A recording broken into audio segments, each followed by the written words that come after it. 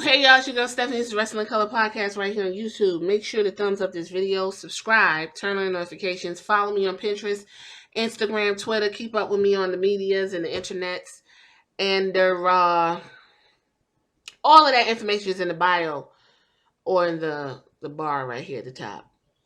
I'm very tipsy, folks. I feel great. Also, I want to say hey to the subbies, and I want to I forgot. Listen, this is what we're talking about. Oh, Shit Sugar Podcast. Check it out. Over there on Patreon for a small fee. You get something different from me, different topics that affect us as a community in the world. I hope that came out smooth. It probably didn't. Listen, Marty Jannetty is what we're talking about, because Marty Jannetty, after Shawn Michael kicked him through that barbershop window about 35 years ago, the motherfucker ain't never been the same. I don't know what the fuck was going on, what happened. But Jannetty, who was 60 years old, was interviewed for the Boston Wrestling MWF YouTube channel about what appeared to be his confession that he killed a man. Jannetty said he didn't kill the man, but he did attack the man, who said was later reported missing. The pro wrestler, who's lived in Lakehurst and Toms River, posted the claim about making a man disappear on his Facebook page Wednesday, saying he had to fought back after the man allegedly tried to sexual assault him in his native Columbus, Georgia, as a teen. He said, I didn't kill him.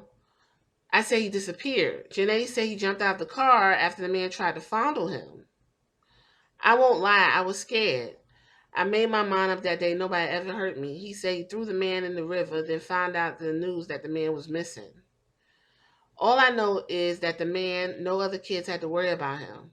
It's unclear who the man is or whether or not he died as a result of the encounter he had with Jannetty. Previously, police in Columbus, Georgia reportedly told TMZ they would investigate. The first step will be seeing if we have any missing persons, unidentified remains, and all that jazz. Jannetty retired, a WWE star.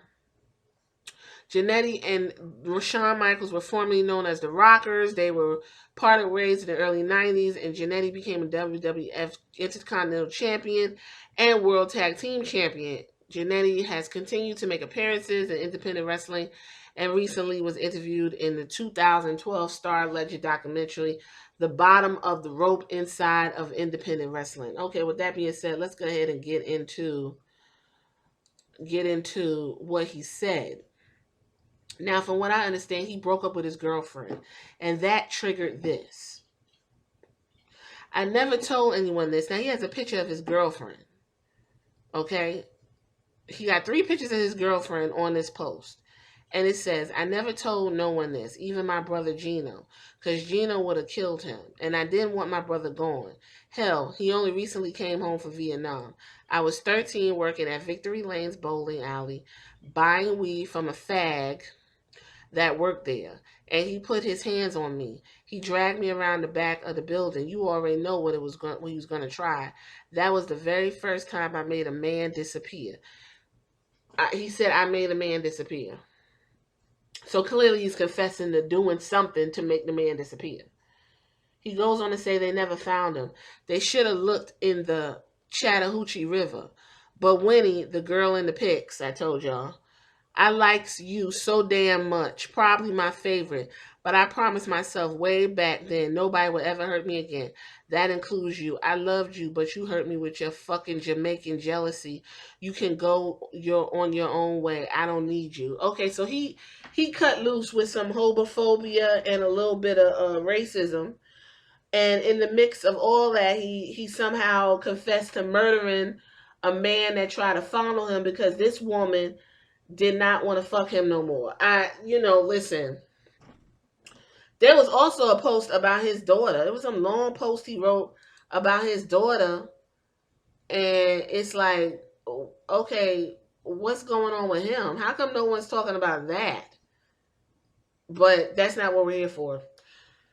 So, this ain't going to be long. So, Marty Jannetty apparently killed somebody. And the police department out of Columbus, Georgia said they're going to investigate. They're going to look through their files and see if there's any missing persons or anybody that loved ones are looking for that this man claimed at 13 years old he went ahead and threw into the Chattahoochee River and made disappear. He must have was a big ass strong 13-year-old for that to happen. Got to be. Gotta be. Cause I don't understand why her not wanting you triggered you to remind yourself that you will never be hurt no more because this black woman, this Jamaican woman, hurt your feelings. Okay, so that's y'all information of Marty. Anybody who was confused about Marty Jannetty and who thought about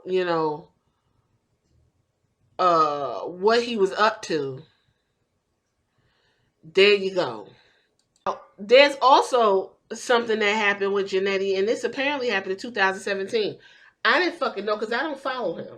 Like I'm not out here trying to figure out what Marty Jannetty's up to. But apparently in 2017, he denied that he wanted to sleep with his daughter after hackers got into his Facebook page and made a perverse, incestuous post about him wanting to bone his daughter. And this is the post. I'm going to read it real quick. It says, breaking news for all media, no sex with my daughters. I put that second line there to grab your attention as you need to see what's going on with this. I will be limiting what I say here due to attorney's advice and lawsuits. Several major newspapers in cities in America and countries have recently written articles on me about my daughter suggesting we wanted to have sex together. Well, please share this and write an article about this. I know you won't because it's something negative on me. It's fake news. My site was hacked or it came from a fake account, which constantly having Facebook remove them. Had been hacked 7 times before. All the newspapers other than New York Post, I think that's the one. It's definitely a top New York paper, written the article as a fact. The New York Post did say at the end of the article that they didn't know if the story was true or hacked. But I wrote it anyway. This morning I found a big piece of evidence where this came from. I always tell my people on Facebook about losing my phones, which happens a lot. Well, here's how I know a recent one was stolen and not lost. I got up this morning and saw my phone had 8 Facebook messages that came from 4:30 a.m. when I went to bed at 8:30 a.m. when I woke up. I checked. He went to bed at 4:30 in the morning and woke up at 8:30. So first of all, the man ain't getting no sleep. I checked into them and they were all people asking me why I look so sad. There was a pic sent to many people in my Facebook Messenger of me looking horrible. It told on the culprit. The picture is me close up and wearing my reading glasses and looking tired as can be, which I am. I was setting up Skype and don't mean to take a selfie. Evidently, I touched the wrong place. But I saved the pic to that phone to occasionally look and rewind myself into getting real old.